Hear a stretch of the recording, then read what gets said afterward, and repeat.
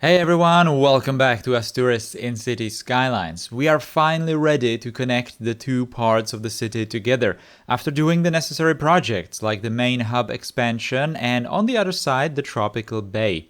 So today we will build the big city park going from the hub to the sea. It will have lots of tall buildings on its side, a tram line cutting across it, big entrance to the public transportation hub, and the flying train flying straight above it. Let's go build it. We are going to start with those tall buildings because that's going to be the most important part. We first need to define the outline of the area with the structures, with the rough shapes, and then do the details, the surfaces and, all the other things, the infrastructure as well. So we are going to start with doing a couple of changes here because, for example, I have this like a honeycombed building. I think this is called the Emerald Plaza from somewhere in the United States. It's looking very nice there. It's not exactly all that tall, and it fits really well with that end of the station building. In front of that honeycombed building, I had the different line of the trams. Now we had to move that, so now it's going to go under the station and it's going to resurface in that other corner behind that Emerald Plaza building. So that's not really going to be something we're going to do today, but in some next episodes we will have to create like a tram stop on the other side of the entire hub basically, so it's also going to be possible to use the tram to get around the hub.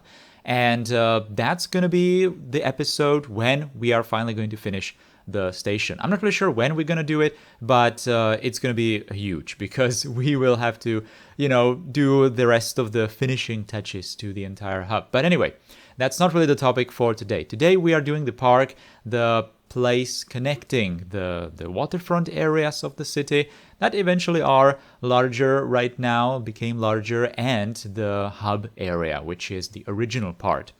So we are going to create something slightly more interesting than just like a lines of buildings on the park. The park is supposed to be like a noodle, just spanning between those city parts, but it's not going to look exactly all that great if we just spam some random tall structures all around it. So in here, I, for example, decided that we are also going to do the tram so that it's first going to enter like a block of buildings from that area of the intersection from the last episode.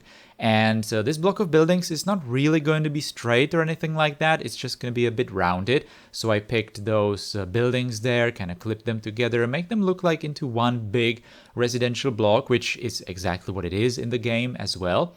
And then these trams are just going to be in like a tunnel segments, couple of them, and going to go up and into this like a mini triangular plaza in front of these residential buildings on the side of the park, just off the main footprint of the park. So that's going to be like a start of that green surface that is actually going to go parallel to the tracks and cut across the park and even going to go up into the main hub area. So we are also going to do that later. As you can see, I'm picking buildings that have very similar styles and colors, right? So a couple of them are even from similar packs. I'm not exactly sure right now how they're called, but as you can see, they share similar colors, right? They are just these blue and white and very similar style of windows and everything. So this entire block is like that, and I kind of like it. The buildings themselves are reasonably different, but the style is very, very similar.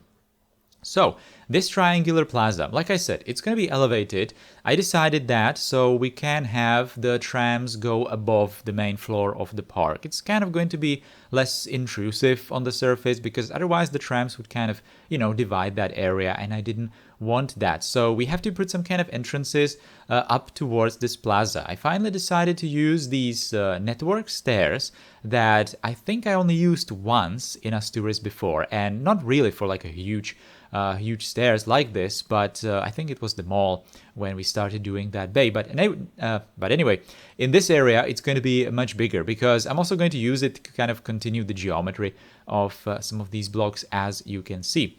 On top, there is going to be this pedestrian surface, obviously, and it's going to form the platform for this tram stop, which is emerging from that building block. Right now, as you can see, I already had some kind of pedestrian paths to the station because I kind of wanted to test if it actually works, and if people are going to be using it, and they will heavily use this station. This is probably one of the busiest tram stops right now in the city because this entire residential block is really big. It's going to house a couple of thousand citizens in the game, like gameplay wise, and all those citizens need to go, into the rest of the city, and this is like a perfect opportunity because right now this line is connecting pretty much everywhere else into the city. So thanks to that intersection from last time, people can just change the lines to go to the plaza area and, in that entire waterfront place as well. And on the other side, they can reach the main hub. So a very, very busy station, which is also the reason why I'm making this green surface very big and very open and empty. I know, I've read all of those comments saying that these green surfaces are way too big, way too empty, but they will not be. Okay, trust me, they will not be, because we are going to get so much more population in the city, and all of these central public transportation stops and plazas and surfaces, they are going to be super crowded. So it really does not make any sense whatsoever to clutter these spaces with some kind of planters and whatnot. Obviously, in City Skylines, citizens don't care, right? If you put like the tiniest, thinnest pedestrian path, then it doesn't matter. People are just going to clip through each other, and even million people could just fit into like 1 square meter. But it just looks terrible, right, in the game, and like visually it's just bad. So I don't want to reach that situation. You can see that when you, for example, have like overcrowded, public transport stops, especially like bus stops, because they are small. So I want to avoid that, right? So that's exactly the reason why I'm making these surfaces big, because I have seen that from Aurelia. We have done that in Aurelia, these kinds of big public transport stations and hubs, and we did have exactly these kinds of issues. So, speaking from experience, I know exactly what's going to happen when Asturis is going to reach like 100,000 or 200,000 citizens. So, I'm just trying to avoid headache in the future. That's all. And, it's going to look good. Like I say many times before, the citizens are going to be the detail in those areas, because they're just going to be like little ants just running around all these pedestrian infrastructure. It's going to look really good. Maybe, if in some future like overview episodes or something like that. But anyway, enough of that. I suppose that, many of you understand that point. So no point in making that or, repeating that. Anyway, so now these surfaces, we are going to, like I said, cut across the park parallel with that tram track, and over here we are going to create some kind of like an inner block elevated, like an intersection, let's say, of these paths. So there are, for example, these stairs. I'm going to make a couple of entrances through the buildings, so we can imagine that there are elevators through the buildings. There are going to be also on the other side of this block some entrances above the streets, so people can just walk around the city, don't need to go into the street level and cross the streets with all the cars. And we are also going to create an elevated or like an ascending path into the main transportation hub area and into that blue flying train station. So I'm probably going to do it in just a couple of shots in here, because that's like an extension of this area. Right now I'm just focusing on these stairs and putting like the railing and this extension of the green surface parallel to this tram track. As you can see, the tram track is not at the same level, so the pedestrian path is ascending with higher grade because it needs to reach like a higher elevation, because it eventually needs to reach this station. This was actually super like perfect match in here, because here at the main transportation hub we had those like commercial windows, let's say, in here with the brick walls, and now in procedural objects we have those tools to cut models, right? So for example, I could cut those windows completely away from one of these buildings, and as you can see, there is now that corridor of the green path which is just going down into this building block. As you can see, there are lots of shadows in here, so no need for additional shadows from like trees or anything, because the buildings are literally just closing off this space any time of the day, unless the sun is like directly above you, but that's probably only for a couple of hours anyway. So that's going to be a very important connection. I'm probably going to put like a couple of screenshots there. I must not forget about that because I'm not going to be able to just record videos from those kind of low angles, right? So I'm just going to put a couple of screenshots if I have any. I'm not really sure if I have. But anyway, now we are going to move and do the entrance to the main hub from the park. So this is going to be like a monumental, like an entrance below the platforms, and there's supposed to be some sort of a big, like an entrance hall, like a plaza maybe below the platforms, where, you know, in real life in stations you have all these kinds of like ticket booths and I don't know, information boards and benches to wait for the trains and all these things. So it's not really going to be enclosed inside a building, but it's going to be just below these platforms, and there's not going to be any wall or anything like dividing this underground quotation marks area from this park. So it's going to be like freely accessible from that direction.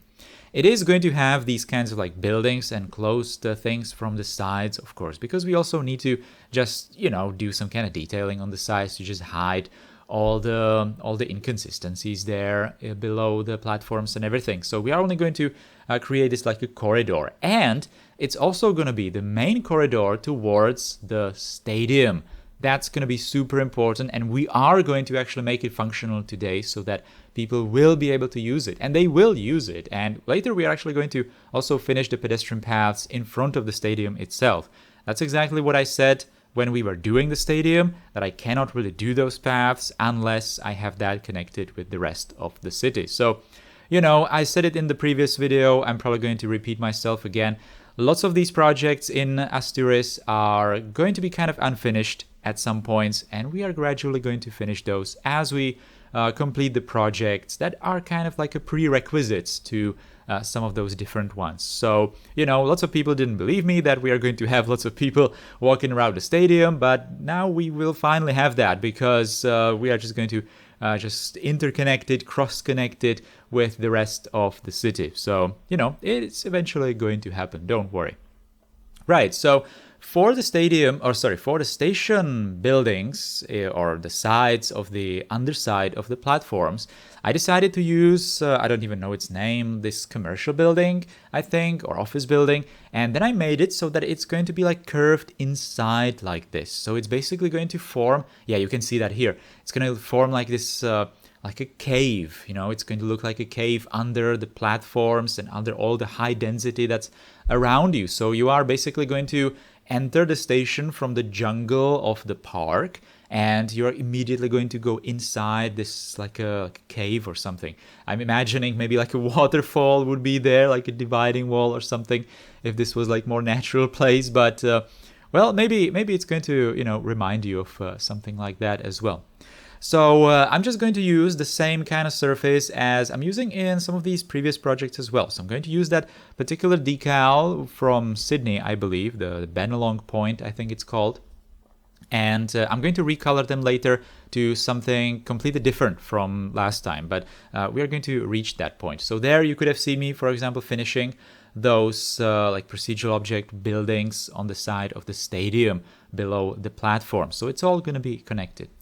This was super important from like aesthetical geometric point of view. So I was not really sure where to end that surface. You can see right there that I right now had it copied basically with the shape of the platforms, but it was kind of lame. So then I just zoomed out and I was thinking, what can I do with it? And I realized, well, we have that circle, or kind of like a 2/3 of a circle maybe going on there with that station building itself.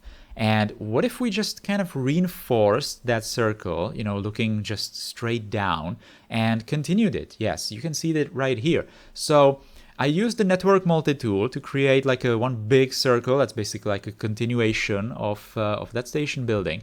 I used the some kind of curbs for that, and then I just made it go to the surface after I matched the shape and cut it, so that it's only in the relevant places, and it's looking great.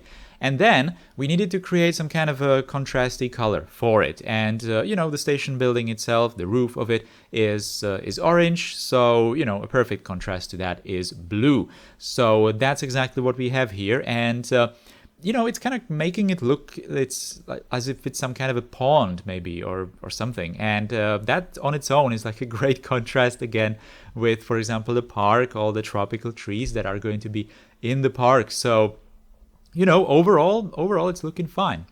Now, of course, this entire place would be a bit too big. We have like beefy supports supporting from the train platforms, the high-speed platforms. So we needed to create some kind of supports in this area as well. Otherwise, the span would be just a bit too big. So I decided to actually use that building there, and I only cut those arching pillars away. So cut away the windows and just kind of scaled it up, make it a bit more, with more volume, and create those kinds of lines of supports there. It's looking okay.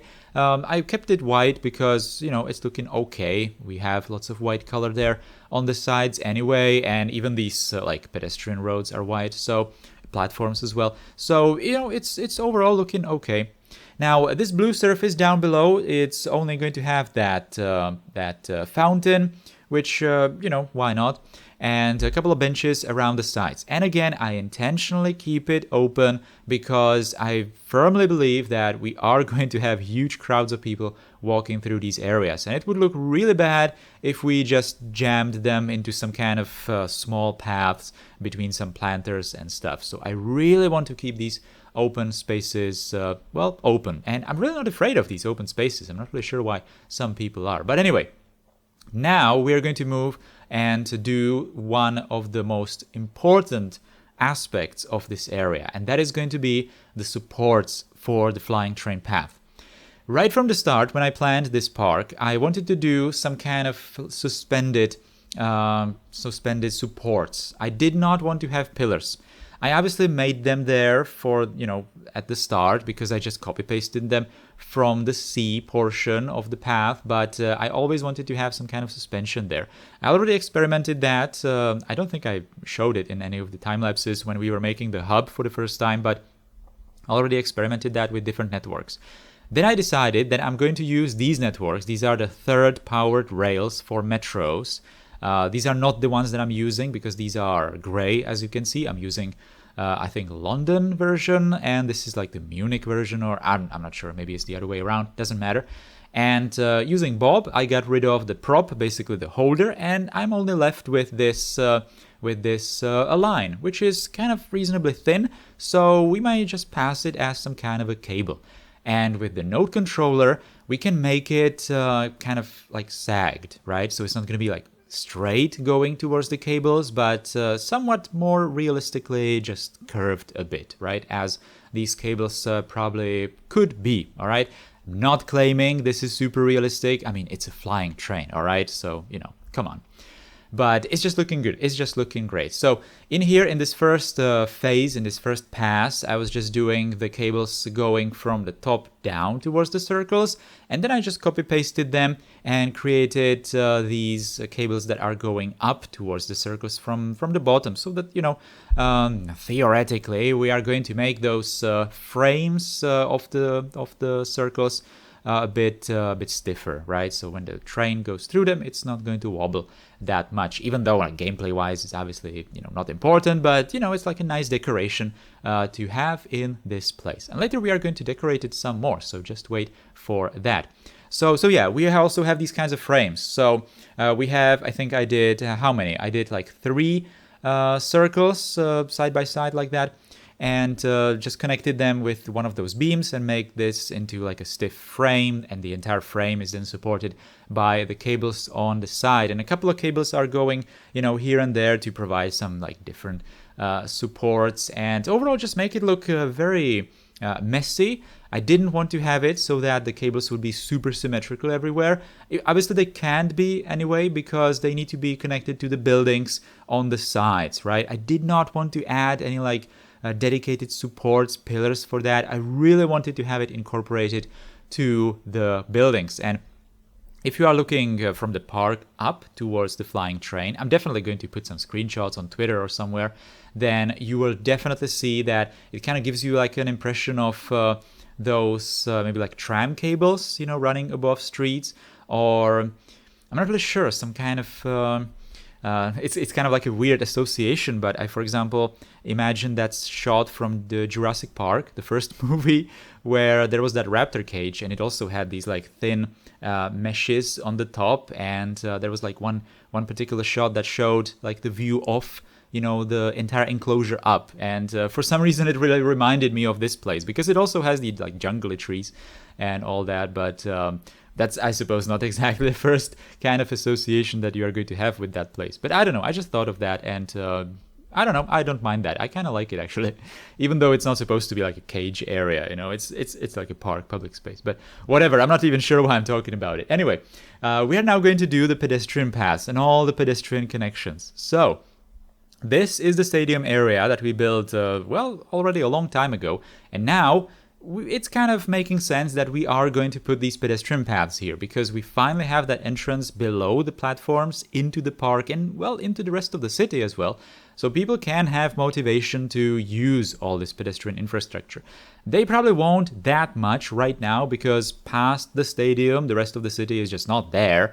And there are going to be some like big malls, I plan that, right on the side of the stadium. And of course, residential areas and more public transport and all that. So, you know, I'm already preparing for that. You can see that very well over here. So I'm even using some of those, I think, 16-meter wide pedestrian paths to really fill all these big surfaces. And as you can see, I'm just putting all these pedestrian paths absolutely everywhere so that people can have lots of different options to choose when traveling through that area. So, you know, you don't believe me, but you will see that these huge places are going to be really, really crowded when we finally get those, you know, 6-digit populations in the city. It's going to take a while, I know, but, you know, it will happen. Don't worry.